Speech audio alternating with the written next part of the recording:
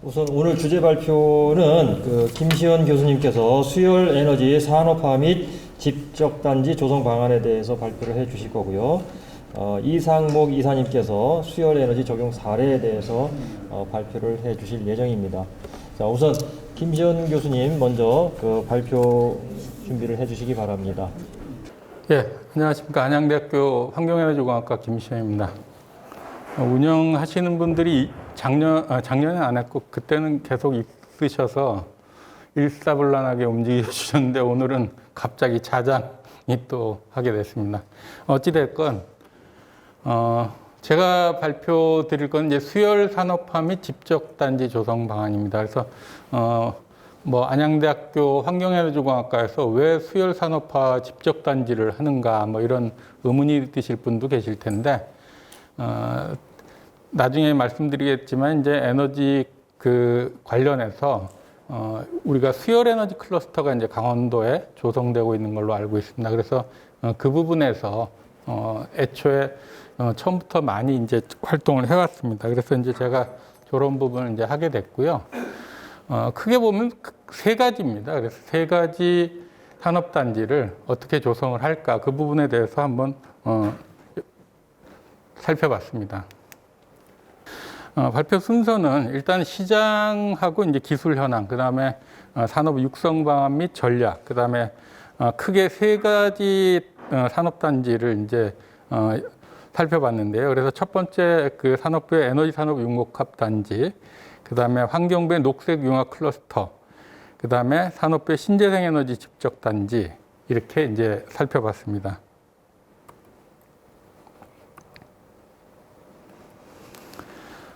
먼저 이제 수열에 대한 부분입니다. 그래서 강원도 춘천 또 특히 소양호에 이제 수자원이 상당히 많기 때문에 수열에 대한 얘기를 안 할 수가 없는데 어떻든 수열은 지금 여러 가지 물을 전부 다 수열이라고 합니다. 근데 이제 밑줄 친 하천수하고 온배수만 현재 신재생 에너지로 지정이 되어 있습니다. 그래서 이제 여러 가지 문제가 있는데 어떻든 이용하는 방법은 똑같다는 걸 이제 말씀드립니다.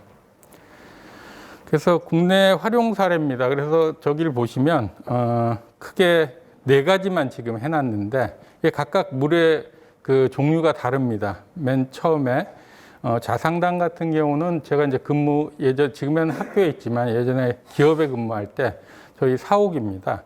사옥에 하수열로 냉난방을 구축을 해놨었습니다. 그 다음에 밑에는 이제 하수 처리수로 해놓은 겁니다. 그래서 이거는 이제 탄천물재생센터에 지금 설치돼서 운영이 되고 있고요. 그 다음에 오른쪽은 이제 수자원공사가 나름 열심히 해서 지금 제1롯데월드 원수, 그러니까 이제 치수장에서 정수장으로 가는 그 물을 이용해서 냉난방을 3,000RT 정도 지금 하고 있습니다.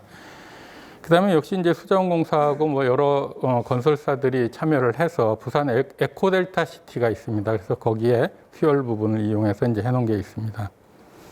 그 다음에 해외 활용 사례입니다. 이 해외 활용 사례는 우리보다 한 40년 정도 앞섭니다. 그러니까 상당히 우리가 뒤떨어져 있는 부분이죠.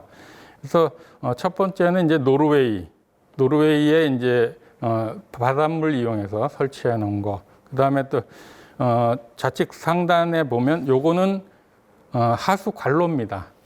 네덜란드 가면 그로닝겐이라고 있습니다. 여기는 하수 관로에 이런 열교환기를 설치하고 이미 수열을 이용을 하고 있습니다.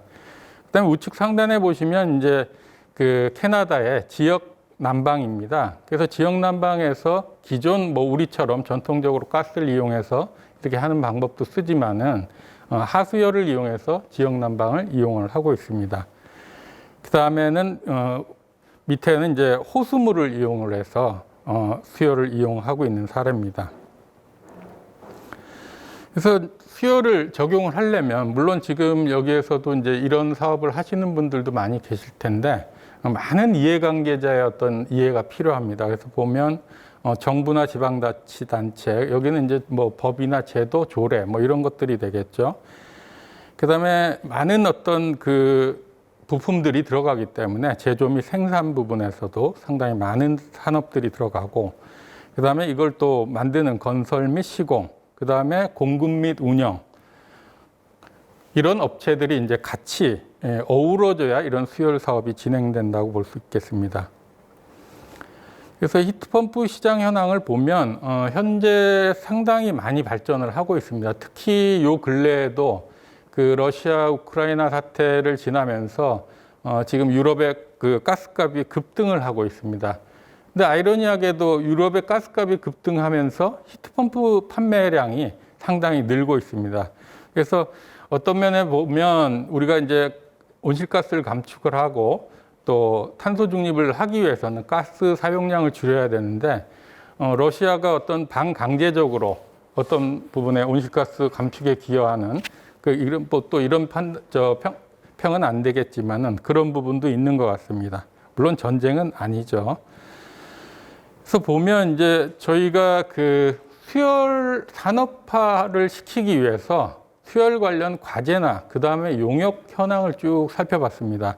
그래서 보면 현재 돌아가고 있는 게 크게 두 가지가 돌아가고 있습니다. 그래서 환경부에서 수혈 활용 확대 기술 및 환경 적합성 기술 개발이라는 과제, 그 다음에 산업부에서는 수혈 냉난방 및 재생열 하이브리드 시스템 기술 개발 및 실증, 이 과제가 지금 두 개가 돌고 있습니다.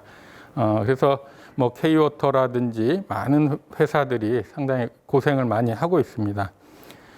그리고 그동안의 수혈 관련해서 제가 나름 연구를 한 10년 전부터 하다 보니까 그동안의 수혈을 법제화시키기 위해서 수행한 용역들이 있습니다. 보시면 1995년에 지금 은퇴를 하셨는데 지금도 뭐 다른 데서 왕성 활동을 하고 계십니다. 신현준 박사님인데 도시 미활용 에너지 이용 열 펌프 시스템 개발, 이게 최초입니다. 우리나라에서는.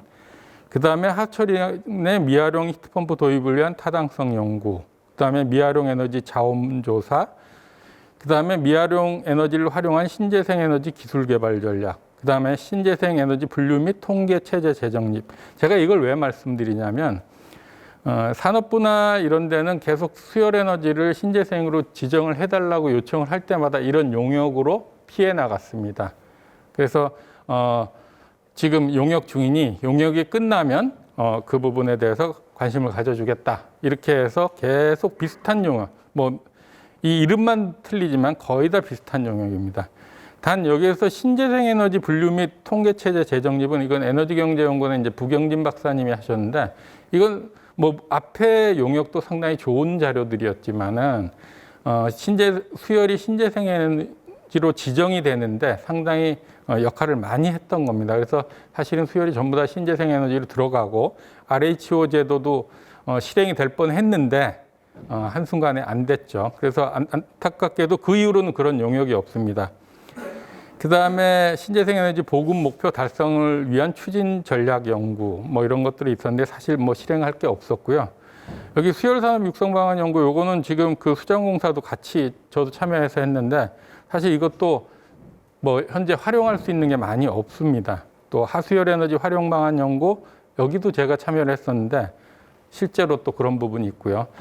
그다음에 물에너지 집적단지 기본구상, 물에너지 집적단지 타당성 조사 및 기본계획 이런 것들이 이제 계속 용역으로 수자원공사가 노력을 해서 지금 많이 앞으로 나가고 있습니다. 그래서 수열 산업화를 하기 위해서는 비즈니스 모델이 중요합니다. 그래서 이게 뭐 경제성부터 시작해서 어떤 나중에 ROI라든지 이런 부분이 당연히 보장이 되느냐, 또 시장은 있느냐, 누가 하느냐 이런 부분에 대한 것들을 이제 분석을 해놨습니다. 그래서 쭉 내용은 보시면 뭐 다 이해되시는 내용들입니다. 그 다음에 수열 산업에 대해서 이 생태계 및 가치 사슬을 정리를 해봤습니다. 이것은 뭐 역시 뭐 우리가 신재생 에너지 그 생태계하고 똑같은 어떤 그런 맥락에서 이제 해놨고요. 그래서 뭐 여기에 지금 수열과 관련한, 수열 산업과 관련한 모든 이해관계자가 다 들어가 있습니다. 그래서 이렇게 구성이 돼서 할 수 있다 이런 부분을 이제 나타냈습니다. 이거는 지금 이제 강원도에서 산업 육성 방안 및 전략을 이제 우리가 살펴보면서 첫 번째로 이제 파악을 해야 될 부분이 수열 에너지 클러스터입니다. 그래서 여러분들이 뭐 이 내용에 대해서는 여기가 강원도이기 때문에 거의 아시는 분들이 많으실 거라고 생각을 합니다. 그 소양강 댐 물, 그러니까 우리가 그 토출구가 이제 토피 한 35m 정도 되는데 만수위가 뭐 한 120m 요 정도 되는 것 같아요. 근데 태양의 복사열이 35m까지 도달을 안 하다 보니까 연중 토출구의 온도는 5 내지 7도입니다.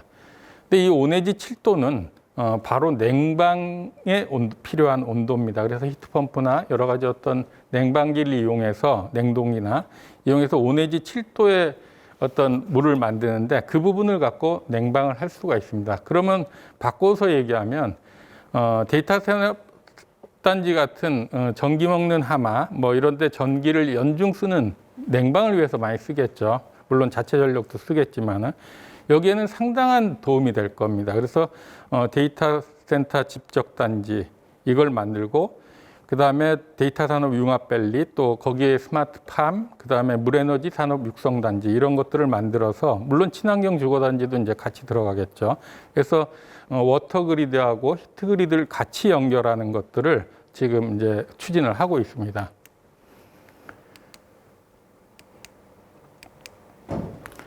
그래서 이 산업단지가 되려면 이제 어떻게 보면 그거에 대한 헤드쿼터가 필요합니다. 그래서 거기를 저희가 이제 뭐 물론 데이터 산업 육성 단지 여기도 있었지만은 그 중에서 수열 에너지 집적 단지를 이제 수자원공사가 전략적으로 추진하기 때문에 그 부분을 이제 많이 연구를 했습니다. 그래서 보면 이제 크게 실증화 시설과 지능 시설로 나뉘는데 여기는 이제 물 에너지 연구센터, 또 물 에너지 신뢰성 센터, 또 글로벌 비즈니스 센터.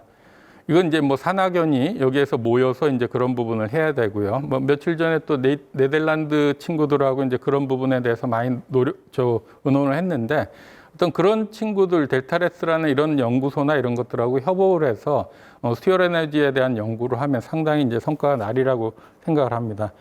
그리고 산업체 또 입주 공간이 있어야 되고 또 창업 보육 공간, 홍보관.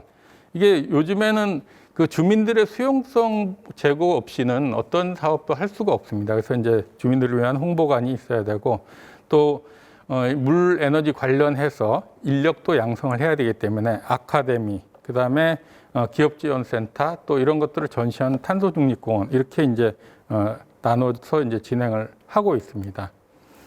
그래서 보면 이제 물 에너지 연구 센터입니다. 그래서 이게 지금 파일이 좀 다르게 된 것 같은데 그래서 물에너지 연구센터에서 이제 뭐 산학연 에너지 협동 연구라든지 산학연으로 공동 R&D, 뭐 기술 사업화 여러 가지 핵심적인 연구들을 이제 진행을 하고요. 그다음에 물에너지 신뢰성 센터는 여기는 이제 여기 산업 단지에서 만들어진 제품의 신뢰성이나 실험 실증 이런 것들을 이제 주로 하는 곳입니다. 그래서 보면 여러 가지로 했는데 이건 뭐 그냥 기본 계획이었기 때문에 이거보다 더 자세히 이제 나중에 이제 될 겁니다. 그래서 여러 가지 연구실, 실험실 또는 실증센터 뭐 이런 것들이 이제 만들어지고 또 아이템 같은 경우도 이제 수열, 그다음에 또 그 소양호 위에 이제 그 수상 태양광 단지가 만들어지기 때문에 태양광, 그다음에 수소, 수력 이런 부분들에 대한 연구가 이루어지겠습니다.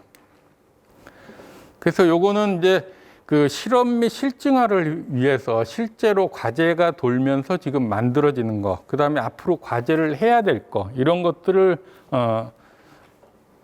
정리해 봤습니다. 그래서 수열 및 복합 여론 시스템, 이건 이제 수열과 다른 여론, 뭐 지열이라든지 이런 것들 또는 뭐 연료전지 폐열이라든지 이런 것들과 같이 활용할 수도 있고요. 또 복합 수열, 아까도 수열이 여러 가지 종류가 있지 않습니까? 그런 것들을 같이 활용하는, 왜냐하면 하수로 모자라는 거를 뭐 또 원수로 한다든지 또 원수가 모자라는 거를 다른 지열로 한다든지 이런 것들을 복합 수열 활용 냉난방 시스템을 이제 했고, 그다음에 그 프리쿨링은 지금 그 현열 이용하는 겁니다. 아까도 말씀드렸지만 이제 35m 토피에서 나오는 그 물을 바로 데이터 센터의 냉방으로 이용을 하는 거죠.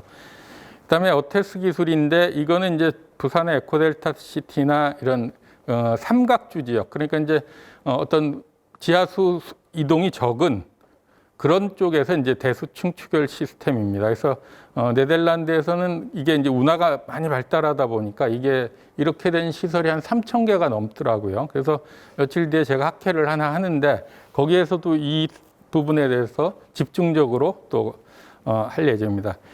그 다음에 지하수 냉난방 인공 함양 시스템입니다. 이게 무슨 얘기냐면 이거는 그 제1롯데월드를 지으면서 지하 시설을 터파기를 깊이 하다 보니까 뭐 지하 수계의 변동이 일어났습니다. 그래서 뭐 석촌호수 물이 빠진다든지 석촌 사거리에 뭐 싱크홀이 발생한다든지 이렇게 문제가 생깁니다. 이런 것들을 미연에 방지하기 위해서 냉난방에 활용하고 다시 인공 함양을 하는 기술입니다. 그 다음에 수열 이용 도로 용설 시스템. 요거는 지금 네이버 춘천에 있는 네이버 그 사옥 앞에 이런 시설이 돼 있습니다. 그래서 원래는 이게 이제 춘천도 강원도 쪽에는 요즘 고속도로 건설 공사를 하면서 거의 직선이기 때문에 교량 아니면 터널입니다. 그래서 터널 입출구에 이런 어떤 스노우 멜팅 시스템을 한다 그러면 상당히 유용한 어떤 그런 부분이 될 겁니다. 물론 터널 공사를 하면 지하수는 엄청나게 나옵니다. 그래서 그 부분들이 터널 입출구에 얼어 있어서 겨울에 교통사고가 많이 나죠. 그 다음에 온도차 발전 시스템, 그 다음에 P2G 시스템이라서 쉽게 말씀드리면 풍력이나 태양광의 유효 전력이 되기 전에 저급 전력을 갖고 전기분해를 해서 수소를 생산하는 시스템입니다. 그래서 이런 어떤 여러 가지들이 이런 단지에 적용이 됐으면 좋겠다 하는 생각에서 제안을 했던 거고요. 그 다음에 이제 수력 실험 실증 시스템. 이건 뭐 수자공사 당연히 그 부분이 있고, 그 다음에 추적식 태양광 시스템, 지붕을 비워둘 수 없지 않습니까? 그래서, 뭐 수상 태양광도 하는데 지붕에도 추적식으로 하자. 그 다음에 홍수터 태양광입니다. 이거는 이제 다른 의미에서 했는데, 쉽게 말씀드리면 그 댐의 상류에는 상당히 많은 어떤 그러니까 나중에 그 만수위를 위해서 그런 데들이 있습니다. 근데 이게 저쪽 남쪽 지방 같은 데 가면 거의 과수원이나 이런 걸로 이용을 하고 있기 때문에, 근데 그 과수원을 운영하는 분들이 이제 다 연로하셔갖고 농사를 못 짓습니다. 그래서 거기다 태양광을 재발해달라고 지금 하고 있는데 못하죠. 그게 이제 안타까운 현실이죠. 어떻든 이렇게 개발된 거를 다시 인증센터에서 인증을 하는 어떤 그런 부분에 그 시설을 넣어놨습니다.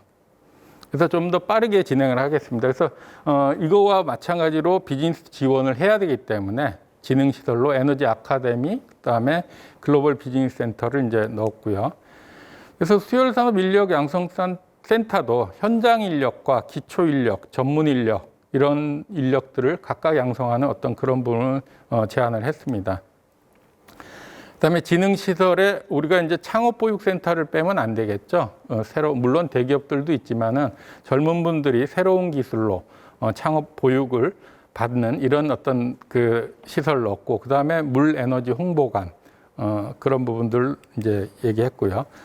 그래서 보면 이게 또 될라 그러면 어떤 산학연 네트워크 구축이 상당히 중요합니다. 지금 말씀드린 거는 나중에 그 이야기하는 세 개의 어떤 산업단지를 구성하는 요소가 되기 때문에 이런 부분들을 이제 제안을 했던 겁니다.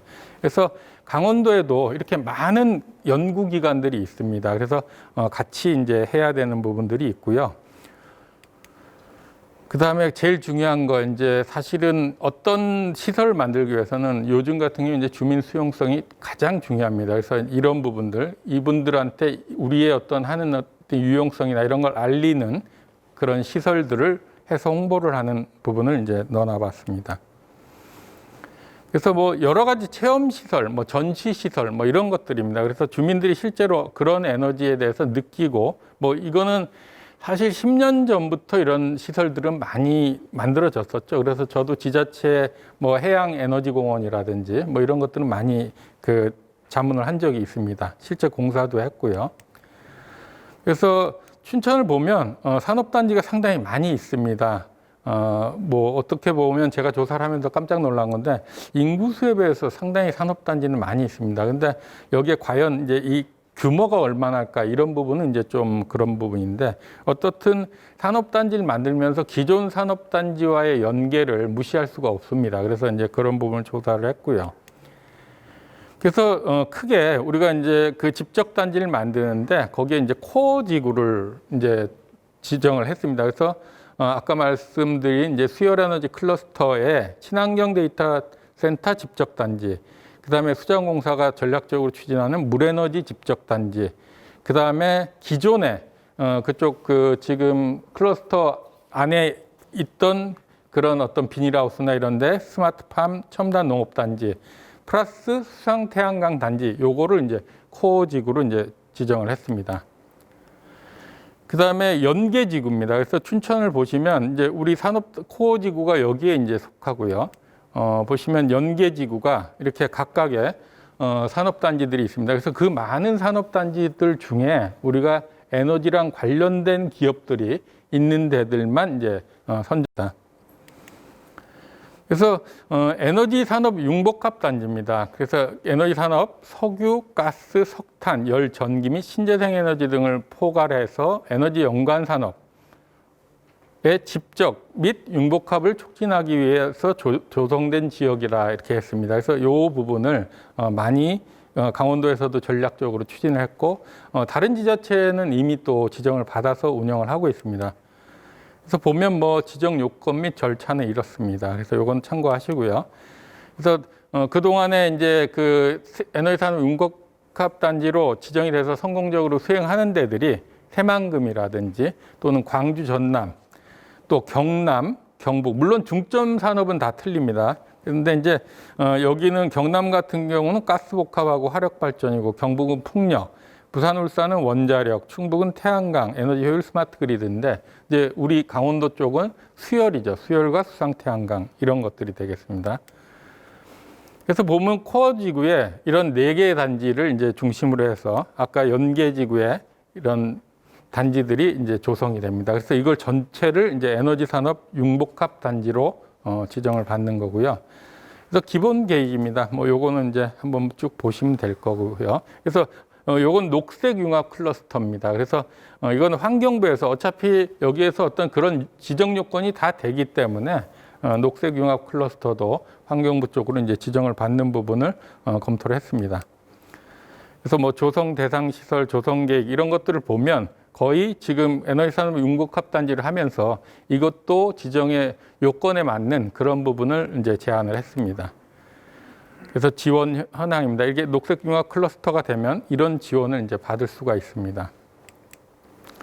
그래서 녹색 융합 클러스터도 이제 많이 지금 지정은 안 받았는데 그래도 지금 그 5개 정도 지금 지정을 받아서 지금 수열 춘천은 아직 아니지만은 그래서 광주, 인천, 그다음에 자원순환 이것도 인천입니다. 그다음에 포항 이렇게 해서 지정을 받아서 지금 하고 있습니다. 그래서 그 녹색 융합 클러스터가 이렇게 여러 가지로 주제를 갖고 지금 에너지 산업 융복합 단지하고 중복되는 부분도 많이 있습니다. 그래서 그걸 같이 이제 지정을 받아서 처리를 한 거고요. 그래서 클러스터를 비교를 해봤습니다. 그래서 이게 보면 이제 각 부처에 따라서 이런 어떤 그 제도가 있기 때문에 그래서 산업부에서는 에너지 산업 융복합 단지, 그 다음에 해양수산부의 해양산업 클러스터, 그 다음에 환경부의 녹색 융합 클러스터. 근데 거의 비슷합니다. 그래서 여기에 요건을 맞추려고 기본 계획을 수립할 때 이제 그런 조건을 전부 다 넣어놨습니다. 그 다음에 신재생 에너지 집적화 단지입니다. 요거는 이제 그 강원도 소양호에 또 그 댐의 유역 면적이 워낙 넓기 때문에 여기를 이용해서 지금 이제 태양광을 추진하는 그런 부분을 해놨습니다. 그래서 신재생 에너지 집적화 단지도 지금 뭐 서남권 해상 풍력이라든지 또는 저쪽 경북 안동의 이맛댐이라든지 이런데 이제 지정이 돼 있습니다. 그래서 요거는 이제 소양강댐 상류에 지금 보면 1지역에 지금 60메가와트, 그 다음에 2지역에 23메가와트, 3지역에 이제 25메가와트 이런 식으로 이제 설치를 이제 계획하고 있습니다. 그래서 이 집적단지 지정 요건이 40메가와트 이상이면 됩니다. 그래서 이미 여기는 충족이 되기 때문에 신재생 에너지 집적화 단지 지정도 이제 기본 계획에 넣어놓은 겁니다. 자, 정성적 기대 효과하고 정량적 기대 효과입니다. 그래서 지금 보면 가장 중요한 거는 아태 지역 클라우드 데이터 센터 허브 구축입니다. 이거는 아주 중요한 어떤 부분인데 클라우드 센터, 데이터 센터는 이 시간에도 지금 엄청나게 많이 늘고 있습니다. 그리고 이거는 지금 싱가포르는 이제 포화 상태고 중국 같은 경우는 이제 폴리티컬 리스크 때문에 더 이상 그 데이터 센터를 넣지 못합니다. 그러면 전력과 사람과 기술이 되는 인프라가 갖춰진 우리나라가 가장 최적이기 때문에 우리나라로 지금 많이 검토가 되고 있습니다. 그리고 그런 부분에서 아리백을 꼭 해야 되기 때문에 수열 에너지가 아주 중요한 요소가 되고 있죠. 수열 에너지가 없으면 아리백을 하기가 상당히 어려운 부분이 있습니다. 그 다음에 강원도가 전략적으로 미래 수자원 산업화 선도 모델을 지금 창조하는 부분, 아주 중요한 부분이죠. 그리고 이제 물포럼에서 지금 항상 이야기하던 이제 워터, 에너지, 푸드, 넥서스 이런 것들에 대한 통합 솔루션도 중요하고요. 또 수변 공간의 명품화 및 지속 가능한 정주 환경 조성, 또 전문 인력 집중으로 지역의 지식 산업 경쟁력 제고, 인구도 많이 유입이 되겠죠.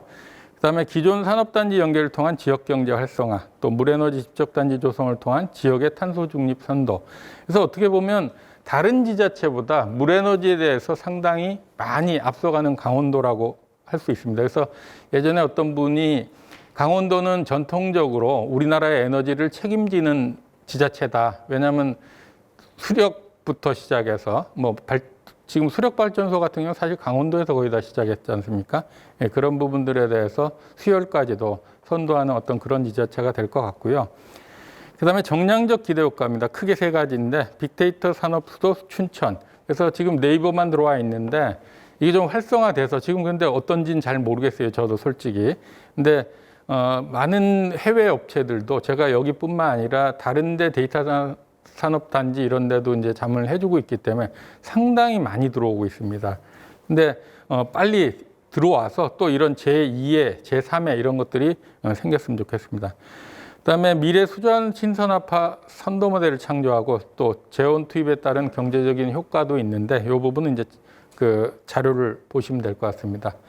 자, 그동안 수열 산업단지, 산업화 및 집적단지 조성에 대해서 말씀드렸습니다. 감사합니다.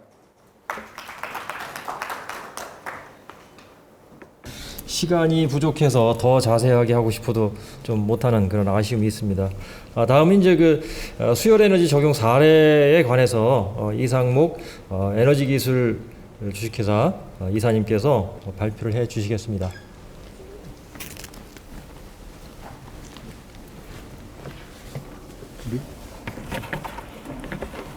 네, 안녕하십니까. 저 앞에서 소개받은 에너지 관리 기술의 이상목입니다. 오늘 제가 발표 드릴 주제는요, 국내 수열 에너지 동향하고 적용 사례 위주로 말씀을 드리겠습니다. 앞에서 김시영 교수님께서 발표해 주신 내용하고 중복되는 부분도 있고요. 그래서 추가되는 사항 부분에 대해서 설명을 드리도록 하겠습니다. 발표 순서는 수열 에너지 관련 규정하고 동향에 대해서 중요 사항 위주로 말씀을 드리고요. 다음은 국내 수열 에너지 적용 사례 중에 하천수라든지 그런 부분을 많이 접해 보셨을 거라고 생각을 하고요. 그래서 해수열 위주로 적용 사례에 대해서 말씀드리도록 하겠습니다. 먼저 수열 에너지 관련 규정하고 동향이고요. 말씀드렸듯이 중요 사항 위주로 지금 한국에너지공단에서 계속 제정이 되고 있는 상황이라서 현재 기준으로 말씀을 드리겠습니다. 기준하고 범위는 보시면 관련 근거는 보시는 그 신재생 에너지 개발 이용 보급 촉진법에 근거하고 있고요. 수열 에너지가 2015년에 신재생으로 포함이 됐고요. 19년에 그 하천수를 포함해서 범위가 확대가 됐습니다. 그리고 올 9월 달에 제로에너지 건축 인물 인증에 포함이 되었고요. 기준을 보시면 아쉽게도 물의 열을 히트펌프를 사용하여 변환하는 에너지, 얻어지는 에너지를 국한되어 있습니다. 그러니까 히트펌프를 반드시 써야 되게끔 되어 있고요. 범위를 보시면 해수의 표층수 또는 하천수, 관료수를 포함하고 있고요. 열을 변화시켜 얻어지는 에너지로 그 범위를 지정하고 있습니다. 그리고 그 직접 열교환 방식은 아직까지는 신재생에서 제외되고 있고요. 그리고 수열 에너지 시공 및 설계 기준에서 그 핵심적인 사항만 말씀을 드리면요. 앞에서도 말씀드렸지만 이 부분은 계속 제정이 되고 있기 때문에 현재 기준에서 말씀을 드리면 수열에서 회수할 수 있는 온도, 이용할 수 있는 온도는 원칙적으로 5도 이하가 되도록 지정을 하고 있습니다. 그래서 이 부분은 생태 환경에 문제가 없도록 조정하는 목적인 거고요. 그리고 설계 기준에서 보시면 그 냉방 COP를 4.38, 난방 COP를 3.29로 모두 만족하게끔 해야 합니다. 그러니까 참고로 말씀을 드리면 지열의 냉방 COP가 3.75고 난방 COP가 3.15입니다. 그래서 지열보다도 COP가 높게 책정이 돼 있고요. 그러니까 시스템 COP 산출식을 보시는 바와 같고요. 그 수열 에너지 이용 시스템의 그 큰 플로우고요. 뒤에서 한 번 더 설명을 드리겠지만 그게 해수나 표층수, 하천수를 이용해서 그 물을 가지고 열교환을 하고 열교환한 물을 가지고 히트펌프를 구동을 합니다. 그래서 히트펌프에서 생산된 냉수 또는 온수 또는 급탕을 사용처에 보내주는 그런 시스템입니다. 그 크게 그 수열 에너지 개념도입니다. 그러니까 수열이라고 하면 뭐 해수, 하천수를 취수해서 뭐 관로라든지 별도의 취수구를 두고 그 수열에 포함되어 있는 이물질을 제거하기 위한 필터, 그리고 수열을 이송하기 위한 펌프 시스템을 통해서 열교환하고 그 열교환한 2차 측 원수를 가지고 히트펌프를 구동을 합니다. 여론으로 쓰는 거죠. 그래서 히트펌프에서 생산된 냉온수를 가지고 실제 사용처에 공급하는 방식입니다. 뭐 공급할 때 뭐 소용량의 경우는 물 대 냉매 방식으로 해서 냉매 배관이 갈 수도 있는 거고 대용량의 경우는 냉온수 배관이 가는 겁니다. 그래서 보시면 수열 에너지 이용 온도 조건이 일반적으로는 연중 뭐 5도에서 30도 요 범위 내에서 아마 이용이 될 겁니다. 그리고 또 추가로 검토돼야 될 사항이 그 지역이나 여론에 따라서 이 탁도가 문제가 될 수도 있습니다. 그래서 탁도 개선 장치라든지 또 해수라든지 하천수 같은 경우는 미생물이 시스템 내로 들어와 가지고 서식을 하거나 그러면 열교환기가 막히든 뭐 그런 문제가 생기기 때문에 미생물 방지 장치가 추가로 검토가 필요한 부분입니다. 다음은 국내 수열 에너지 원별 부존 자원 현황입니다. 먼저 해수열 에너지 자원을 보시면 해수열은 뭐 양으로 표현하기는 조금 한계가 있어서 온도로 표시를 했고요. 그 대부분 해수 온도가 가장 낮은 계절이 2월 정도 되더라고요. 2월 달에 보면 남해나 동해 쪽 그쪽은 그 수열에서 남방 한계 온도를 한 5도씨로 본다면 5도씨 이상으로 온도 조건이 상당히 좋습니다. 근데 반면에 서해 쪽을 보면 온도 조건도 2도 이하로 떨어지는 경우도 많이 있고요. 그리고 아시겠지만 조차도 되게 큽니다. 그리고 그 탁도도 상당히 높기 때문에 서해는 특히 수열을 이용할 때는 그 탁도라든지 저수온에 대한 그리고 조차에 대한 부분을 반드시 고려해서 적용을 해야 되는 부분이고요. 그리고 가장 높은 8월 달을 보면 전체적으로 30도 이하이기 때문에 뭐 지열 시스템보다 그 성능이 높을 수밖에 없습니다. 그 다음으로 하천수하고 강역원수 보존 자원을 보시면 수계별로 보면 한강이 37테라칼로리 연간, 그리고 낙동강 9테라, 금강 27테라, 영산강 3, 섬진강이 한 6.2테라 정도의 부존 자원을 가지고 있습니다. 그래서 전체적으로 보면 그 한 84테라 정도의 부존 자원을 가지고 있습니다. 하천에서. 그리고 그 밑에 보시면 한강권역 그 온도 분포입니다. 보시면 1, 2월 달이 그 앞에 말씀드렸던 남방 한계 온도 5도 이하가 보이고 있고요. 그리고 8월 달에 가장 높을 때도 보시면 30도 이하로 그 분포가 되어 있습니다. 그래서 수열 시스템 적용할 때 5도 이하에 대한 부분을 해결하기 위해서 연구과제라든지 기술 개발이 계속 지속적으로 이루어지고 있고요. 그리고 다음으로 온배수 자원 현황입니다. 이게 초기에 공단에서 수열이 신재생이 포함되면서 제일 먼저 그 얘기가 됐던 게 발전소 온배수고요. 그래서 그 발전사별로 보시면 한수원이 277억 톤 연간, 그리고 동서발전 53, 서부발전이 44, 중부발전 한 60, 남동발전이 78, 남부발전이 한 52억 톤 정도 연간 배출이 되고 있습니다. 합계를 보시면 한 563억 톤 정도가 연간 배출이 되고 있고요.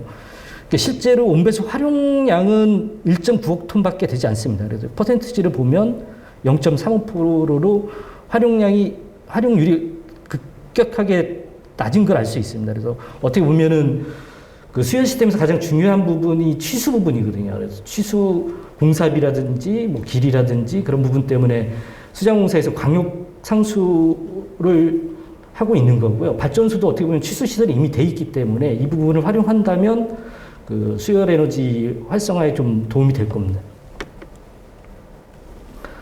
다음 앞에서 그 박사님 말씀해 주셨던 기술 개발, 그 산업부 기술 개발 과제입니다. 이게 그 연구 과제명이 정확하게 수열 냉난방 및 재생열 하이브리드 시스템 기술 개발 및 실증이고요.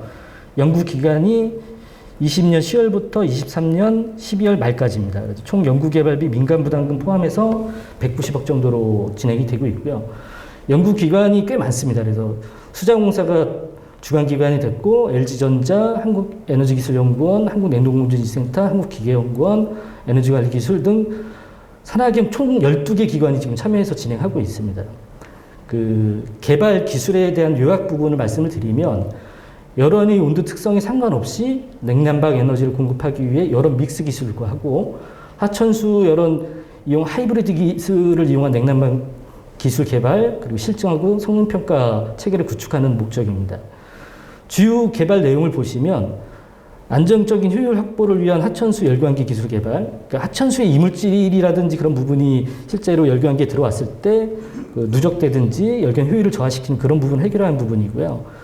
그리고 LG전자에서 친환경 냉매 R1233ZD를 활용한 그 히트펌프 기술 개발, 그리고 에너지기술연구원에서 개발하고 있는 추결식 하이브리드 시스템으로 추결조를 두고 열원 온도 조건이라든지 부하의 하이브리드로 운전할 수 있는 기술을 개발하고 있습니다. 그리고 한국냉동공정인증센터에서 시험 평가하고 구축, 기술 표준 인증 체계에 따른 설치 시공 기구까지 지금 개발하고 있습니다. 뭐 개념도는 보시면 히트펌프 500Rt급 개발하는 거랑 하이브리드 장비로 흡수식 냉온수기 그리고 급탄까지 지금 수열로 지금 공급할 예정이고요. 그래서 중간에 추결조를 두고 한강유업본부 수자원공사 한강유업본부에 지금 공급할 예정으로 지금 공사 진행 중에 있습니다. 특히 그 LG전자에서 뒤에서도 말씀을 드리겠지만 수열 히트펌프라고 전용으로 나와 있는 것은 없고 현재 그래서 지열 장비를 준용해서 쓰고 있고 그 한계가 150RT 정도입니다. 그래서 이게 수열이 대용량화돼 가면서 대형 히트펌프 개발이 필요했던 거고요. 그래서 1750kW, 한 500Rt급 이상의 친환경 냉매를 이용한 히트펌프 기술 개발이 진행 중에 있고요. SPF 2.5 이상을 달성할 수 있는 기술을 개발하고 있습니다. 그래서 최종적으로 3,500kW, 한 1000Rt급 시험평가 기반을 구축하는 목표로 지금 진행되고 있습니다. 뭐 밑에 내용은 참고하시면 될 것 같습니다. 그리고 그 환경부 시범 사업이 그 21년도에 한번 진행이 됐었고요. 그 현장에 대해서 간략하게 소개를 드리겠습니다. 먼저 한강 홍수통제수고요.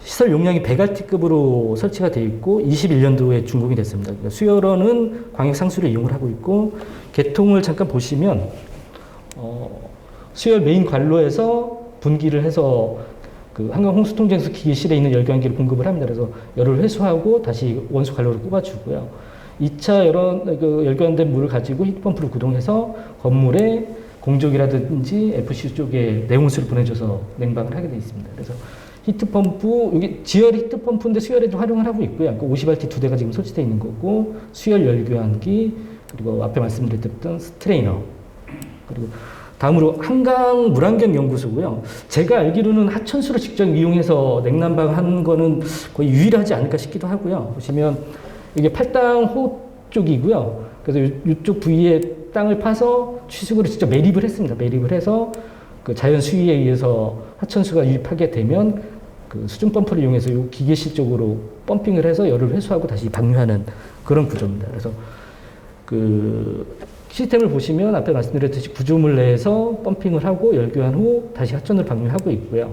여기는 그 조닝이 좀 세부화되어 있다 보니까 히트펌프가 물대 물 방식이 아닌 물대 냉매 방식의 조그만 히트펌프들이 여러 대가 좀 설치가 되어 있고요.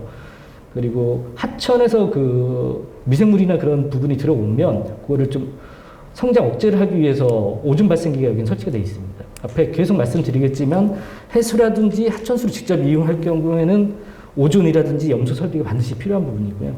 그리고 하천수 열교환입니다. 그리고 올해 환경부랑 수자원공사에서 수열에너지 보급 시범 사업 대상 기관이 총 9개 사업자에 24,350RT급으로 선정이 됐습니다. 그래서 세부적으로 말씀을 드리면 일원동 삼성병원이 11,200RT고요. 그 삼성동 한국종합무역센터가 8,949RT, 판교의 미래에셋 자산운용이 2,000RT, 상주 스마트판, 판교 NC소프트, 청주 한국전력거래소 각각 600RT입니다. 그리고 청주 전시관 300RT, 상주의 상하수도 사업소가 56RT, 창원의 신망초등학교 46RT. 그래서 밑에 작은 용량들은 그 물대 냉매 앞에서 보셨던 그런 타입의 히트펌프가 들어가고요. 나머지는 용량이 그래도 어느 정도 되기 때문에 물대물 히트펌프가 적용됩니다. 그리고 이 9개 현장 모두가 광역 원수를 이용해서 냉난방을 수열원을 하고 있고요. 그 상주 프로젝트 2건만 자체 관로를 이용하고 있습니다. 그리고 참고로 삼성병원이 하나 하고 무역센터 같은 경우는 히트펌프를 이용한 냉난방도 있지만 일부 냉각수로 활용하는 부분도 있습니다. 그리고 다음으로 국내 수열에너지 적용 사례고요. 제가 말씀드렸듯이 앞에 말씀드렸듯이 그 해수열 위주로 설명을 드릴 거고 앞에 김시현 교수님이 말씀하셨듯이 부산 롯데 부분은 그냥 추가로 설명을 좀 드리겠습니다. 부산 롯데타운 현장이고요. 국내 최초로 해수열 활용한 대형 건물에 냉난방을 공급한 시설입니다. 그 시설 용량은 1단계로 냉방 1600RT, 그리고 2단계로 초고층 공급하기 위해서 3000RT급 규모로 지금 설계 진행 중에 있고요. 사업 기간은 14년 12월 달에 준공해서 현재까지 운영 중에 있습니다. 그리고 특이한 사항으로는 초기에 저희 뭐 타당성 검토라든지 설계 검토했을 때 발주처 쪽에서 특히 염려했던 게 염분이라든지 미생물 따개비 등에 대한 설비 부식, 그리고 오염 및 막힘에 대한 기술 검토를 요청을 했었고요. 그래서 저희가 해외 사례라든지 국내 발전소 사례를 좀 들어서 해수 재질에 맞는 배관, 열교환기, 또 뭐 오토 스트레이너, 그 염소 주입 설비 등이 반영이 되어 있습니다. 그리고 이 현장 역시 그 히트펌프를 이용한 냉난방이 주는 아닙니다. 그러니까 어떻게 보면 신재생 쪽에서는 주가 맞지만 건물의 냉각탑을 다 빼버리고 해수 열교환을 한 그 물 가지고 냉방장치에 냉각수로 활용을 하고 있습니다. 그러니까 이 부분이 결코 무시할 수 없을 정도의 큰 효과가 있습니다. 그리고 여기 보시면 해수열 히트펌프가 이 당시만 해도 신재생의 수열이 들어가 있지 않았기 때문에 그 외산 장비를 썼고요. 일본 제품의 개방형 스크류 압축기 800RT 2대가 설치되어 있습니다. 그리고 티타늄 재질의 해수 열교환기, 그리고 외산에 지금은 뭐 국산화도 많이 됐지만 오토 스트레이너, 그리고 이 롯데타운하고 지하철 역사가 연결이 되어 있습니다. 만약에 누수가 되거나 그랬을 경우 좀 큰 문제가 되기 때문에 댐핑실하고 긴급 차단 밸브실을 별도로 구성을 했고요. 조건을 보시면 해수하고 건물 취수구하고 이격거리가 9m 정도로 상당히 양호한 편이었습니다. 그리고 어떻게 보면 중요한 부분인데 취배수 구조물의 형태가 케이슨 형식의 취수 구조물을 그 호환블록을 드러내고 거기서 건물 구간까지 다 구조물을 공사를 했습니다. 여기 밑에 보시면 공사한 거고요. 이게 1200파이고요. 취수 세 가닥, 배수 세 라인 이렇게 구성이 되어 있습니다. 그리고 단면도는 이렇게 보시는 거 같고요. 개념도는 이런 식으로 구조물을 호환블록을 드러내든지 해안가에 이렇게 설치를 해서 직접 해수를 취수하는 방식입니다. 다음은 잠실 롯데월드타워고요. 이 현장 역시 국내 최초로 광역상수 활용한 대형 건물의 냉난방을 공급하는 시스템입니다. 그러니까 시설 용량으로만 보면 히트펌프 용량으로 3000RT고요. 500RT 6대가 설치가 되어 있고 추가로 수축열조가 2만 RT 정도 설치가 되어 있습니다. 그래서 전체 용량을 보면 한 5000RT급의 수열 시스템이 적용되어 있습니다. 2014년도에 준공이 됐고요. 여론은 수도권 1단계 광역상수를 이용하고 있습니다. 여론 계통을 보시면 메인 광역상수 관로에서 분기해서 열교환하고 히트펌프를 통해서 생산된 내용수가 축열조에 저장되거나 뭐 경우에 따른 직접 부하 측에 공급을 해주는 방식입니다. 그리고 히트펌프 500RT 6대, 이건 유럽 제품이고요. 그리고 열교환기, 오토 스트레이너, 뭐 펌프들이 이렇게 설치가 되어 있습니다. 그 롯데월드 타워 역시 꼭 히트펌프를 가지고 냉난방을 한 부분도 있지만 냉각수 용도로도 좀 사용을 했습니다. 그래서 이 효과를 분석해 보면 실제로 효과가 꽤 큰 편이고요. 그래서 가동률이 높은 순행식 에어컨에 냉각수로 활용을 하고 있고요, 실제로. 그리고 지열 시스템에 하절기 때 그 지열 온도가 높았을 때 백업용으로도 연결이 돼 있는 상태입니다. 그리고 부산 항만공사의 연안여객 터미널이고요. 시설 용량은 한 120R급, 그리고 2020년 4월 달에 준공을 했습니다. 개통을 보시면 여기는 특이하게 배가 들어와서 정박하고 또 나가는 그런 시설이기 때문에 이 건물 자체가 다 밑에가 잔교 구간입니다. 그래서 밑에가 뚫려 있기 때문에 잔교를 이용해서 해수를 취수를 했고요. 그래서 사진에서 보시는 것처럼 잔교 상부에 홀을 뚫어서 듀플렉스 파이프를 바닥 안방지까지 고정을 해서 취수를 했습니다. 그러니까 이 부분이 듀플렉스고 안내 내관이 피관입니다. 그리고 이 하얀색 부분이 염소 주입 설비고요. 그리고 그 피시네트가 취수되는 홀 주위에 설치가 되어 있는 거고, 이거는 그 시공 기준에도 피시넷에 설치하게끔 되어 있습니다. 그리고 실제 취수하는 말단에 스크린도 설치가 되어 있고요. 그래서 개통을 보시면 장교에서 취수해서 진공 펌프하고 헬스 펌프를 통해서 열관 후 방류하고요. 히트펌프를 통해서 생산된 내온수 가지고 대합실에 냉난방을 보내고 있습니다. 현황 보시면 60R급 히트펌프 2대가 설치가 되어 있고요. 펌프들. 그리고 여기 진공 펌프가 설치가 되어 있는 게 대부분의 그 해수를 이용하려면 기계실이 아마 수면보다는 높은 데 위치가 되어 있다 보니까 시스템이 가동 정지가 될 경우 물이 빠지는 현상이 일어납니다. 그래서 초기에 가동할 때 진공 펌프를 통해서 물을 일부 보충하고 운전하게끔 되어 있습니다. 그리고 해수의 그 미생물을 방지하기 위한 염소 주입 설비, 그리고 티타늄의 열교환기들 이렇게 구성이 되어 있습니다. 다음은 시화 조력발전소 관리동 부분입니다. 이게 그 서해 최초로 시범 도입된 현장이고요. 앞에서도 말씀드렸지만 서해안이다 보니까 조차가 7에서 8m 정도 나고 있고요. 초기에 검토했을 때 그리고 시공할 때 동절기 저수온에 대한 저희가 조사한 바로는 거의 0도 가까이 떨어지는 시점도 있더라고요. 그리고 고탁도에 대한 서해안 최초의 해수열 냉난만 시증을 도입을 한 거고요. 저수온에 대한 대책으로 저희가 여론 보상 시스템이라고 해서 수온이 떨어졌을 때 그걸 보상할 수 있는 시스템을 적용을 했고, 고탁도에 대한 부분을 고려해서 오토 스트레이너를 적용했습니다. 그리고 시설 용량은 한 20LT급이고요. 21년 11월에 준공하고 현재까지 운영 중에 있습니다. 개통을 보시면 해수를 취수해서 열교환 똑같습니다. 이건 뒤에 앞에서 설명드린 부분하고 똑같고, 여기도 용량이 작다 보니까 물대 냉매 히트펌프가 들어가 있고요. 이 부분이 열원 보상 부분입니다. 그러니까 온도가 낮게 공급이 돼서 히트펌프가 동파되는 걸 방지하려고 이 열원 보상 시스템을 설치해서 온도를 감지해서 열원을 보상하게끔 되어 있습니다. 저희가 초기에 타당성 검토나 기본 설계할 때는 그 5궤 취수탑 구조물을 설치해서 해수를 공급하려고 했는데 조차가 뭐 7, 8m 정도면 펌핑할 수 있는 시스템이 없습니다. 공사비도 역시 문제가 됐고, 그래서 그 발전소 내부에 있는 도수관로를 이용해서 취수를 했고요. 그리고 고탁도 부분 문제가 우려돼서 저희가 난방 한 시즌을 보내고 나서 실제 해수 쪽 열교환기를 뜯어서 확인을 했는데 생각보다 이렇게 오염 정도가 심하거나 그러진 않습니다. 이게 이유를 생각해 보니까 저희가 표층수를 쓴 게 아니라 어떻게 보면 해수 바닥층에서 취수를 하다 보니까 탁도라든지 저수온에 대한 부분은 어느 정도 이런 시스템에서는 해결이 좀 된 것 같습니다. 시설 현황엔 뭐 히트펌프, 열원보상기기 이렇게 되어 있고요. 여기도 해수를 쓰다 보니까 약분 주입 설비가 설치가 되어 있습니다. 그래서 또 열원보상기기용 열교환기 조그만 게 하나 설치가 되어 있습니다.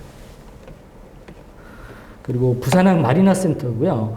용량은 153RT 정도, 그리고 올해 12월 달에 준공 예정입니다. 앞에 말씀드렸던 연안역의 터미널 근처에 있는 거고요. 취수시설 역시 똑같이 장교에서 취수해서 배수하는 시스템이 적용되어 있습니다.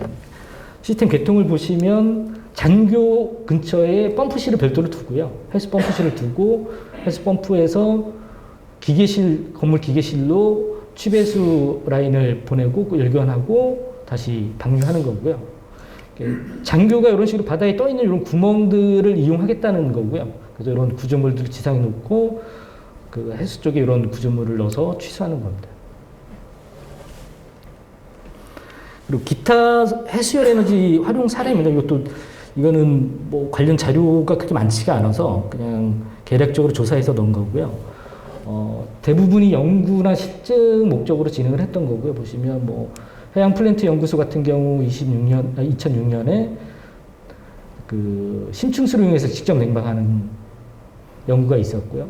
그 강원대 삼척 캠퍼스의 그 에너지기술연구원에서 20RT급으로 관정 취수를 해서 냉난방하는 거, 뭐 한국해양대학교의 70RT급 관정 취소 이런 식으로 연구 목적으로 좀 진행이 됐고요. 대부분 취수 방식이 관정 취수입니다. 관정 취수가 가장 손쉽고 뭐 수질이라든지 그런 부분에 좀 그 유리한 부분이 있어서 연구 목적으로는 관정 취수를 많이 했고 이게 대용량으로 갈 경우는 관정 취수에 또 한계가 있기 때문에 그래서 뭐 앞에 말씀드렸던 케이슨 구조라든지 별도의 다른 구조물이 필요한 것 같습니다. 그리고 기타 수열 에너지 활용 사례입니다. 이게 뭐 지역 단위 열 공급 시설이라고 표현을 했고요. 앞서 교수님 말씀드렸듯이 부산 EDC 현장에 수열원 약동강 하천수를 이용했고 용량이 1차 150RT급이 준공이 됐습니다. 그리고 탄천하고 선암물은 하수기 때문에 아직 그 신재생이 포함되어 있지는 않습니다. 그리고 여기는 지역 난방하고 연계가 되어 있어서 탄천 같은 경우는 총 21,000RT 그래서 열을 공급하기 시작한 게 14년 12월부터 본격적으로 공급을 했고요. 선암물은 설비 용량이 1,582RT로 17년 11월부터 온수를 공급하기 시작했습니다. 다음 그 옆에 보시면 K워터 사례입니다. 그 신재생 보급 뭐 지정되기 이전 한참 전부터 K워터는 각 보시는 사업장에 작은 용량부터 해서 계속 적용을 했고요. 현재도 계속 진행 중에 있습니다. 그래서 여기에 나타나는 용량만 하면 673RT 정도 되고요. 저희 앞에서 말씀드렸던 연구과제 실증지인 한강유역본부 역시 2006년도에 준공이 됐는데 이미 수열을 이용해서 그 냉각수로 활용을 하고 있었습니다. 마지막으로 그 해외 사례 간단하게 말씀드리고 마무리 짓도록 하겠습니다. 파리의 그 세느강 하천수 이용해서 한 330MW, 토론토, 온타리오 호수수 이용해서 263MW, 암스테르담의 75MW, 제네바의 그 레만호 호수수 이용해서 23.5MW 정도를 그 어떻게 보면은 집단 에너지 식으로 이렇게 대용량으로 좀 설치가 돼 있습니다. 그래서 저희도 어떻게 보면은 강원 수요 클러스터처럼 대용량으로 좀 그 범위를 확대를 하고 시공을 좀 하는 게 보급 확대에 좀 효과가 있지 않을까 그렇게 생각을 합니다. 네, 이상입니다. 네, 발제자 두 분의 아주 뭐랄까요, 좀 상세하면서도 압축적인 발표 내용을 잘 들었습니다. 우선 오늘 수열 에너지 산업화 및 집적단지 조성 방안을 발표해 주신 김시현 교수님 소개드립니다. 네, 인사하시죠. 네, 안녕하십니까. 아까 발표 시간은 좀 제한적이라서 말씀 많이 못 드린 부분도 있는데, 어떻든 강원도가 인구도 적고 여러 가지 어떤 어려운 상황이 많이 있습니다. 그래서 어떤 신산업을 통해서 인구도 유입이 되고 또 발전을 해야 되는데 어떤 면에서 보면 상당히 안타깝습니다. 지금 저희가 우리 플로우를 보면 이게 지금 우리의 현실이지 않는가 이런 생각을 합니다. 그래서 뭐 또 이게 기회가 돼서 좀 더 나은 어떤 그런 부분이 되길 소원합니다. 고맙습니다. 예, 이상목 대표이사님 간단하게 인사 말씀 부탁드리겠습니다. 네, 안녕하십니까. 저 에너지관리기술의 이상목입니다. 저도 강원 수열 클러스터가 수열 어떻게 보면 대용량으로 국내 최초로 진행되는 프로젝트이기 때문에 성공적으로 진행돼서 향후에 수열 에너지 보급 활성에 좀 도움이 됐으면 좋겠습니다. 네, 감사합니다. 예, 마이크는 왼쪽으로 넘겨주시죠. 예, 한국수자원공사 K워터라고 그러죠 요즘.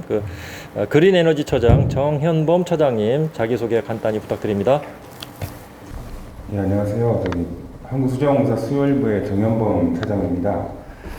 네, 저는 오늘 교수님하고 대표이사님께서 발표하신 내용들 중에 EDC는 설계를 해서 준공을 했고요. 그 다음에 한강홍수 통제소도 저희가 이제 설계를 해서 준공을 했고, 강원 클러스터 같은 경우에는 지금 설계 마무리 단계에 있습니다. 그래서 이 자리가 이런 것들을 같이 논의할 수 있는 참 뜻깊은 자리인 것 같고요. 그리고 개인적으로 또 저희 뭐 강원도나 바람이지만 이 수혈 사업이 첫 클러스터 사업이니까 잘 돼서 또 타 지역으로 확산될 수 있는 그런 계기가 될 수 있는 그런 자리였으면 좋겠습니다. 네, 고맙습니다. 네, 다음은 그 김남주 지오엔지니어링 대표이사님 그 자기소개 간략하게 부탁드립니다. 네, 안녕하세요. 지오 엔지니어링 김남주입니다. 저희 지오 엔지니어링은 지금 현재 그 제주도에서 수열 적지 평가 용역을 좀 수행하고 있고요. 이 용역은 좀 아까 말씀하신 이제 K-워터에서 발주가 돼서 이제 수행하고 있는데 오늘 그 발표하신 두 교수님하고 박사님 내용을 참고해서 굉장히 많이 도움이 됐고요. 그리고 궁금한 점들 많이 여쭤보고 많이 얻어가도록 하겠습니다. 감사합니다. 네. 이제 그 실제 정책의 뭐랄까요? 전방에서 이런 수열 에너지 정책을 추진해 나가고 계시는 우리 함광준 강원도 수자원 산업 총괄 팀장님 간단하게 인사 부탁드립니다. 네, 반갑습니다. 수열에너지 유무과 클러스터를 담당하고 있는 강원도 데이터산업과의 수열에너지 수산업 총괄 담당 한광준입니다. 이렇게 오늘 좋은 자리가 돼서 수열 산업화 활성화를 좀 기여할 수 있는 자리가 됐으면 좋겠습니다. 네, 감사합니다.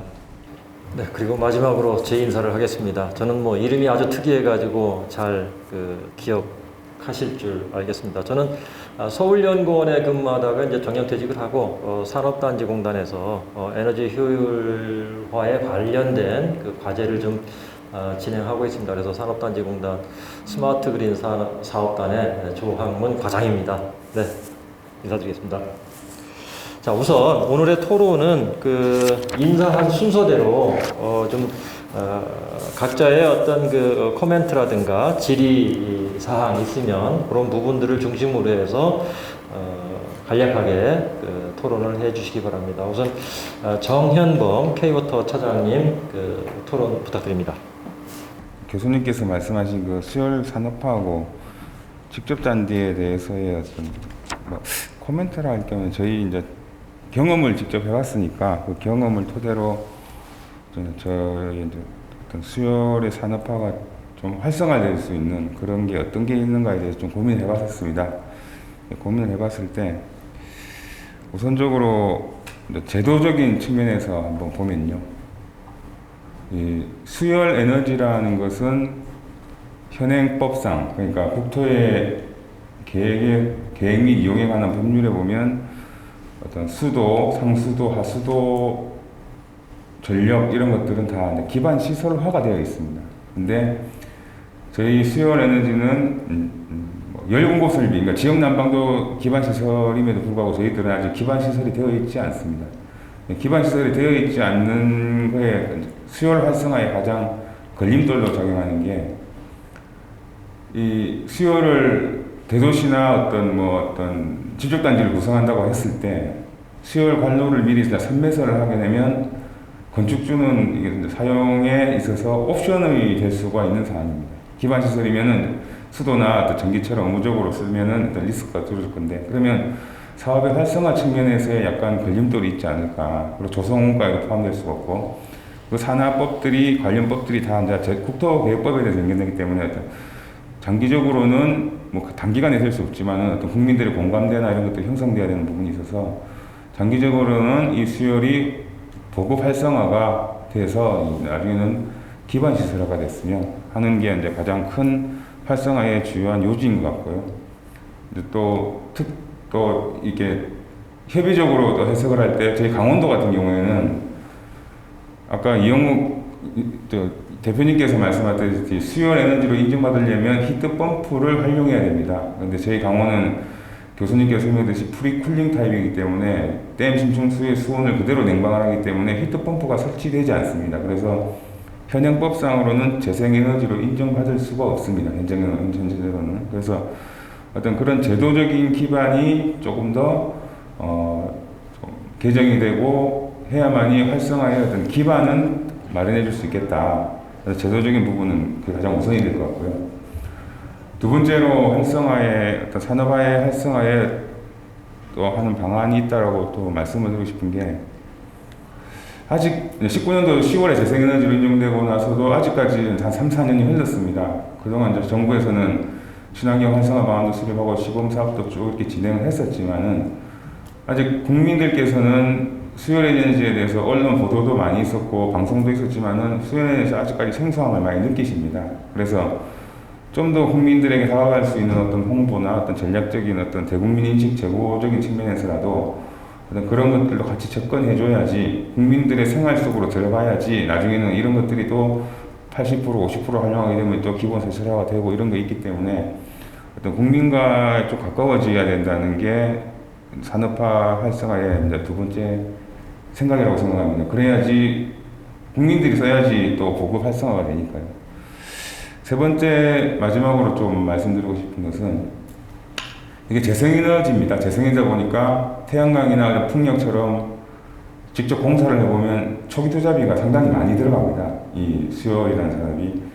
어떤 산업이 좀 활성화가 되면 어떤 경쟁이 붙어서 단가도 인하되고 하는 측면이 있는데, 좀 고가의 설비다 보니까 도입을 하려도 경제적인 측면에서의 어떤 탁월한 효과를 바라보기는 현 시점에서 현재 가격에서 좀 어려운 게 있습니다. 그래서 저희가 이제 환경부와 같이 해서 작년에 수에너지 보급 사업이라는 걸 론칭을 했습니다. 이제 국고 50%를 시공비나 이제 설계비 지원을 하는 건데, 이런 보급 활성화가 되면은 참 수요 활성화에 도움이 될 것 같습니다. 도움이 되는데 어떤 전체 예산적인 문제나 이런 것들 때문에도 또 이게 순탄하지만은 않습니다. 그래서 이런 태양광, 예를 들어서 1990년대부터 시작했던 태양광 같은 경우에는 지금까지도 현재 지원을 하고 있습니다. 한 1조 7천억 정도로 그 킬로와트당 얼마 단가로, 정액 단가로 해서 현재까지도 국민들에게 재생에너지 보급 확대를 위해서 지원을 하고 있습니다. 그래서 이런 저희 시범 사업도 이렇게 정착이 되어서 국민 모두 누구나 이렇게 활용할 수 있는 그런 제도로만 정착이 된다면 수요리 활성화되고 그리고 산업화에 큰 역할을 할 거라고 그렇게 저는 개인적으로 생각을 하고 있습니다. 그리고 덧붙여 말씀드리면 교수님께서 말씀하신 이제 아까 에너지 아카데미의 어떤 인력을 말씀하셨는데, 이 전문 인력 양성도 상당히 중요합니다. 저희가 이게 사업을 하다 보면 기업도 되게 지금 한정되어 있고 인력이 어떤 지열 쪽에 있는 좀 지식이 있는 분들, 너무 지금 네트워크가 구축이 상당히 열악한 상태입니다. 저희가. 그래서 어떤 이런 산업 육성과 더불어서 전문 인력 양성도 개인적으로는 중요하다고 생각을 합니다. 근데 제 코멘트는 이상 이것으로 말씀드리겠습니다.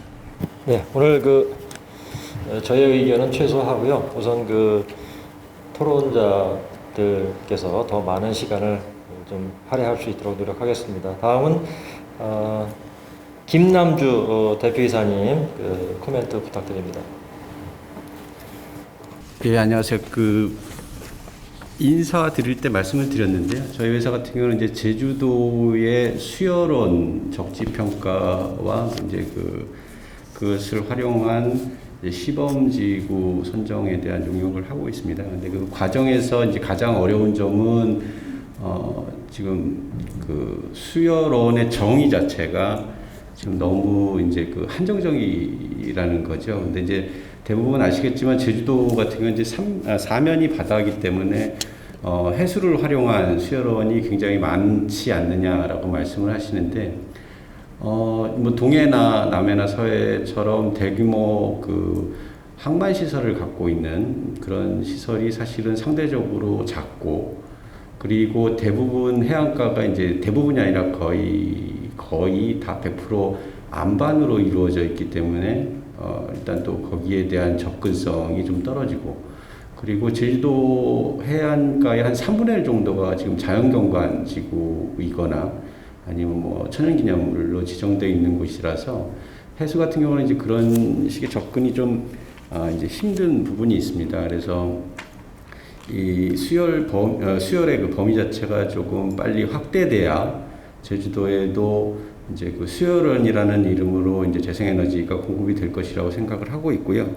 또 이제 뭐 그런 것 때문에 이제 그 서귀포 민주당 의원이신 뭐 이성건 의원이 이제 그거 확대 방안을 제안을 하셨었는데 이제 사실은 이제 그게 이제 무산됐습니다. 이제 뭐 여러 가지 이유로 무산이 됐겠지만 이제 거기에서 이제 제한되고 지금 현재 제주도에서 이제 고려를 하고 있는 것들이 육지라는 표현을 쓰는데 이제 내륙에서 이제 그 하천수나 이제 해수를 활용한 것보다는 이제 빗물 이용 시설이나 아니면 제주도에 특이하게 나타나고 있는 대용량의 이제 용천 시설들을 이제 고려를 하고 있습니다. 그래서 이제 그런 부분들이 이제 수열이라는 이름으로 확대되기 위해서는 뭐 그 정의 자체의 수열원 자체에 이제 속해야 되기 때문에 이제 그런 부분들이 있고요.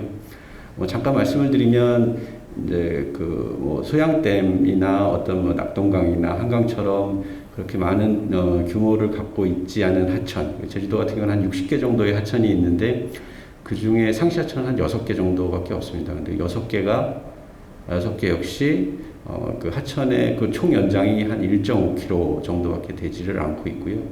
그리고 또 거기에는 일부 이제 상수원 보호구역으로 묶여 있고, 그리고 그 천연기념물 지역으로 묶여 있어서 하천 역시도 이제 접근하기가 좀 힘든 상황입니다.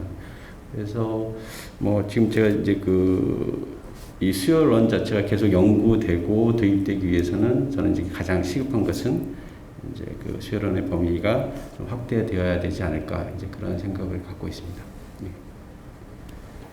네, 잘 들었습니다. 다음은 한광준 우리 팀장님 그 의견을 한번 듣도록 하겠습니다. 네, 앞에서 정혜범 차장님하고 김남주 대표님 좋은 말씀을 해주셔서 거의 뭐 대동소이한 것 같아요. 지금 수열에너지 활성화를 하려면 약간 제도적인 걸림돌들이 많이 있기 때문에 그것을 좀 개선하는 방향이 가장 좀 우선되어야 되지 않나 저도 그렇게 생각을 하고 있고요. 일단은 지금 하천 해수뿐만 아니라 여러 가지로 물을 사용할 수 있는 지하수나 하수나 뭐 지하 용출수까지도 다 사용했을 때 똑같은 물이기 때문에 수열에너지를 사용할 수 있기 때문에 좀 이런 적용 범위에 대한 확대가 필요한 부분이 있고, 또 하나는 이 수열에너지 부분이 너무 이 재생에너지 쪽으로 분리할 때 에너지를 생산하는 쪽에 너무 치중되어 있지 않는가. 그러다 보니까 히트펌프를 꼭 써야지만 되는 부분들이 발생을 하게 되고, 에너지를 절감하는 쪽의 부분에 좀 포커스를 두고 그냥 기술, 어떤 히트펌프와 같은 기술에 대한 부분이 아니라 어떤 온도차를 이용한다는 부분에 좀 포커스를 더 둔다면 좀 더 범위를 확대하고 다각도로 수열에너지를 사용할 수 있는 방법들을 찾아볼 수 있지 않을까. 그렇게 되면 자연히 저변이 늘어날 것이고 사용하는 이 분야에도 늘어날 것이라고 생각이 들어서 일단은 기본적으로 이 제도적인 부분에 좀 국가가 나서서 좀 정리를 해줘야 될 부분이 아닌가라는 생각을 해봤고요. 그리고 무엇보다도 수열에너지 활성화는 저희 입장에서는 저희가 지금 하고 있는 수열에너지 융목화 클러스터가 성공리에 조성돼서 실제적으로 수열에너지를 어떻게 적용해서 이 대용량을 사용할 수 있는지에 대한 것이 딱 모든 분들에게 보여진다면 그것이 결국은 활성화의 촉매제가 되지 않을까 이런 생각을 합니다. 저희 수열에너지 융목화 클러스터는 계속 이 강원도 지역에서의 피해 요소였던 소양강 댐의 물을 사용하는 거거든요. 소양강 댐의 물이 결국은 강원도에 계속 규제적인 요소로 작용했었는데 최초로 이제 이 자원을 이용해서 뭔가 산업화를 시작하게 된 것이죠. 그래서 이 소양강 댐의 이 차가운 냉수를 사용해서 데이터 센터의 냉방에 사용을 하게 되는데요. 데이터 센터의 냉방을 사용하게 되면 아주 그냥 극단적으로 비교했을 때 냉동기를 돌려서 냉방하는 냉방 에너지의 80% 이상을 절감할 수 있다고 저희 보고 있거든요. 그리고 지금 실제적으로 메타버스 같이 이제 시대가 이제 점점 이 데이터를 많이 사용하는 시대로 가다 보면 어떤 분은 그런 말씀 하시더라고요. 이 지금 현재 있는 데이터 센터에 한 1000배 이상의 데이터 센터가 필요하다. 그리고 그렇게 되다 보면 지구 온난화로 인해서 온도 상승도 4도씨 이상 될 것이다 라고 이야기를 하고 있어요. 지구 온난화의 기후변화의 온도가 1.5도만 상승해도 지금 이 굉장히 여러 가지 변화들이 오고 문제가 생기고 있는데, 이런 데이터 센터들이 점점 많아지는 이런 추세에서 데이터 센터의 냉방에 어떤 추가적인 에너지를 사용하지 않고 단순히 물의 에너지의 온도차만 이용해서 그 냉방을 할 수 있는 기술이 적용된다면, 우리나라 같은 경우가 이제 앞으로 탄소 중립이라든가 지구 온난화에 대응하는 되게 우수한 나라로 발돋움할 수 있지 않을까, 이런 생각까지 해봅니다. 그래서 저희가 좀 전에도 말씀드렸지만 사실은 이 수열에너지 산업화 활성화는 저희 수열에너지 연구가 클러스의 성공적인 조성이 촉매제가 될 것이다, 이렇게 기대를 해봅니다. 네, 이상입니다. 네, 감사합니다. 저도 이 회의를 주관하는 좌장 겸 토론자로서 좀 아쉬움이 있다면, 우리가 수열에너지와 관련된 부분은 아직까지는 상당히 손쉽게 할 수 있는 수준, 그나마도 그런 R&D가 잘 진행되지 않고 있는 게 현실입니다. 그러니까 정보 지식 기반 자체가 굉장히 취약하다는 것이죠.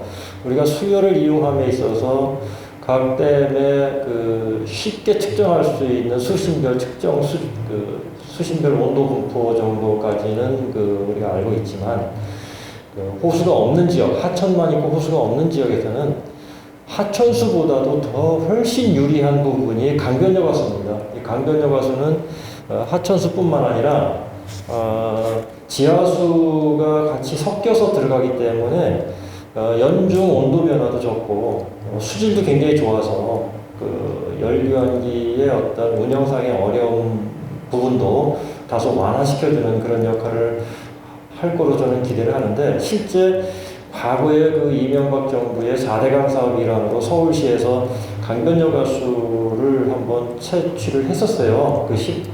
시도를 했는데 천공한 거를 다 나가서 참 아쉬웠는데, 그때 제가 이제 수온 분포 데이터를 보니까 한강물 대비 최소 여름철에 한 5도 내지 10도 정도의 온도차를 나타내는 것을 확인한 적이 있습니다. 그래서 이런 수열원을 우리가 잠재적 자원을 발굴하는 데 있어서도 좀 더 하드웨어적인 기술까지 접목해서 심층 조사를 한다면 수열 에너지 자원을 좀 더 무궁무진하게 우리가 활용할 수 있는 기반을 좀 마련해야 되지 않을까, 이런 생각이 듭니다. 자, 오늘 토론자분들의 이야기를 잘 들었고요. 발표하신 두 분이 또 추가로 의견이 있으시면 우리 교수님부터 한번 또 추가 의견 부탁드립니다. 이런 수열 관련 세미나 한 10년 전부터 계속 저는 해왔기 때문에 이럴 때마다 항상 가슴이 좀 먹먹한 부분이 있습니다. 그러니까 왜 그러냐면 이 수열에 대한 게 상당히 왜곡돼 있어요, 우리나라 같은 경우는. 그러니까 어떻게 보면 수열의 범위를 정할 때, 범위를 정한다는 것도 문제지만은 범위를 정할 때 온배수를 먼저 풀어줬습니다. 근데 여러분들 발전소 주변에 물론 청라에너지나 검단에너지, 부산 남부발전 외에 보령화력이나 저쪽에 태안화력 이런 데 가면 민가가 있습니까? 발전소 근처에? 아무도 없습니다. 온배수 지정만 했지 활용을 할 수가 없어요. 줄 데가 없기 때문에. 그럼 아까 이제 우리 수자원공사도 얘기하셨지만은 그렇게 먼 데에서 끌어와야 되니까 비용이 많이 드는 겁니다. 그래서 경제성이 문제가 되는 거죠. 그래서 가장 중요한 거는 가장 가까이 있는 에너지가 가장 싼 에너지입니다. 그래서 가장 가까이 있는 에너지를 먼저 활용하면 경제성이 확보가 되는 거거든요. 근데 우리는 그걸 막아놨습니다, 우리나라는. 그래서 먼저 온배수 풀고 그 다음에 하천수 풀었습니다. 근데 하천수도 그 물들, 아까 제가 말씀드린 여러 가지 물들 중에 가장 또 멀리 있는 겁니다. 물론 우리 지금 조 박사님이 강변여가수, 지금 그 강동의 비지밸리라는데 한 20개 정도 회사에 사옥을 짓는 데 가면 거기는 파면 무조건 물이 나옵니다. 그래서 거기 이케아라든지 이런 건물들이 들어오는데 거기 지금 수열 에너지를 활용을 하고 있습니다. 이제 그 설계에 들어갔고 공사를 하고 있거든요. 그렇게 가까이 있는 걸 하면 상당히 비용이 적게 들고 어떤 그 여론에 비해서도 가장 경제적입니다. 왜 그러냐면 지열 같은 경우는 천공을 해야 되지 않습니까? 근데 이건 천공 비용이 없어요. 옆에 있으면. 제가 수열에 대해서 제일 처음 접한 거는 가정입니다. 가정의 상수로 트롬 세탁기 옆에 우리 그 옛날 컴퓨터만한 그런 조그만 히트펌프가 있었어요. 그게 냉난방을 합니다. 그러니까 이제 이런 기술이 충분히, 이게 왜 40년 전에 있던 기술이기 때문에 얼마든지 기술은 돼요. 근데 우리가 항상 생각하는 거는 이게 안 푸르니까, 강원도 같은 경우도 지금 이게 히트펌프로 해야 또 신재생 인정을 받으니까 이게 문제죠. 애초에 그 얘기 할 때도 저는 반대를 했습니다. 근데 강원도는 문지방 전략으로 하나 하고 또 가자 그러는데 반드시 문제가 생기거든요. 근데 더 웃긴 거는 멀리 있는 열을 갖다 쓰려고 지금 다 하는 거예요. 그 지역난방이 그렇지 않습니까? 지역난방이 지금 광역난방이죠. 그러니까 에너지 비용이 너무 많이 들어갑니다. 그러니까 다 적자예요. 한국지역난방공사가 적자라서 이번에 과제 같이 하자 그러니까 못한다 그러더라고요. 이런 상황인데 그럼 지역의 조그만 지역난방사들은 오죽하겠습니까? 가장 가까이 있는 물이 가장 싼 에너지입니다. 바로 쓸 수 있거든요. 쉽게 말씀드리면 여러분들이 오늘 아침에 샤워를 하면서 지하 쪽에다가 카파 열교환기만 하나 달아놔도 시수 15도하고 내려가는 물 40도하고 합쳐서 25도 물이 공급이 됩니다. 보일러로. 그럼 보일러에 15도 공급되는 것보다는 10도의 이익이 있죠. 아까 델타 T 5도라 그랬는데 이건 벌써 10도를 이익을 봅니다. 이게 바로 경제성이고 사용이거든요. 근데 이런 것들이 제도적으로 원천적으로 지금 막혀 있어요, 우리나라가. 그래서 이제 좀 그런 부분이고, 우리가 법제도를 개선하려면 이런 자리에 사실 산업부도 불러야 되고 다 불러야 되는데 그분들은 오질 않죠. 그러니까 전 답답한 거고. 하지만 이제 해야 됩니다. 왜 그러냐면, 지금 뭐, 아까도 제가 잠깐 말씀드렸지만, 러시아하고 우크라이나 사태 때문에, 러시아가 독일에 가스를 한 60% 공급을 해요. 독일이 마음대로 못 합니다, 러시아를. 그러다 보니까 어떻게 돼요? 가스값이 폭등을 하죠. 한 170% 폭등했어요. 근데 이게 더 위험합니다. 왜 그러냐면, 우리 같은 경우는 호주에서 공급을 받거든요. 우리나라 에너지 자급률 93%입니다. 수입량의 30% 이상이 가스예요. 근데 지금 작년, 뭐, 유심히 보신 분은 아시겠지만, 작년 1월, 3월 가스 비용하고 올해 1월, 3월 가스 비용 비교를 하면 딱 100% 올랐습니다. 이거 중요한 겁니다. 그럼 이거 누가 다 부담을 할까요? 우리가 부담을 해야 됩니다. 이게 가뜩이나 어려운 상황에, 그럼 독일 같은 경우 60% 의지하는데도 그런데 우리는 가스를 100% 다 의지하지 않습니까? 엄청난 우리한테는 부담인 거예요. 근데 이거를 그냥 지금 모른 척하고 자기네들 기득권 때문에 그냥 놔두는 거거든요. 수입을 억제하지 못하고. 근데 지금 정부가 이제 억제한다 그러죠. 화석연료 수입을 억제해야 된다. 그건 맞습니다.